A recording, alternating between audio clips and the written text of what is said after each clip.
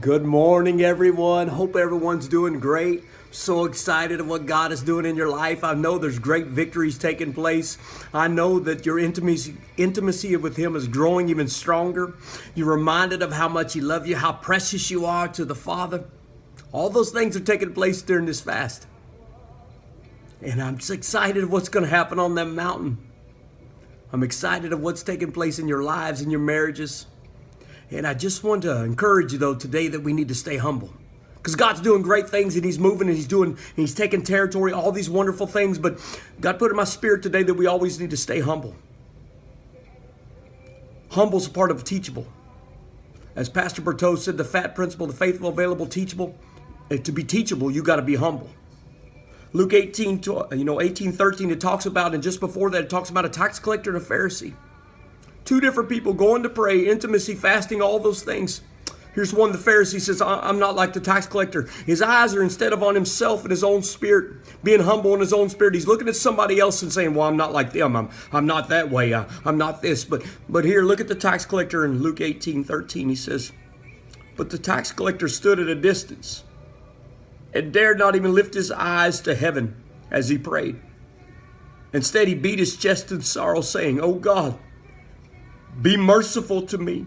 See, he didn't beat his chest and, oh, look at me, look at me, look at me fasting, look what I'm doing, look what God's doing in my life. No. He was humble. He beat his chest in sorrow, see. For I'm a sinner.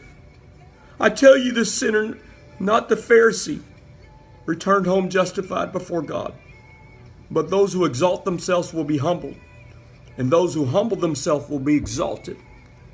God wants us to exalt us. If we humble ourselves, He'll exalt us. If we humble ourselves, He'll water us. If we humble ourselves, He'll use us. If we humble ourselves, He'll promote us. If we humble ourselves, He'll grow us. If we humble ourselves, He'll promote us. If we humble ourselves, He'll help us to take territory. If we humble ourselves, He'll grow in even greater intimacy with us. If we humble ourselves, we'll hear the voice of God say, I love you.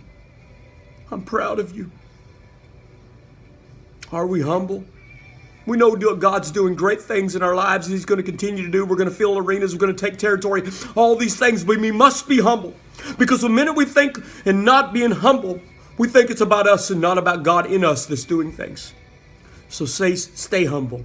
Stay hungry. Stay hungry for more of God. God's going to do greater things. He's going to do it out on the mountain, and I'm excited what God's going to do. So let's stay humble.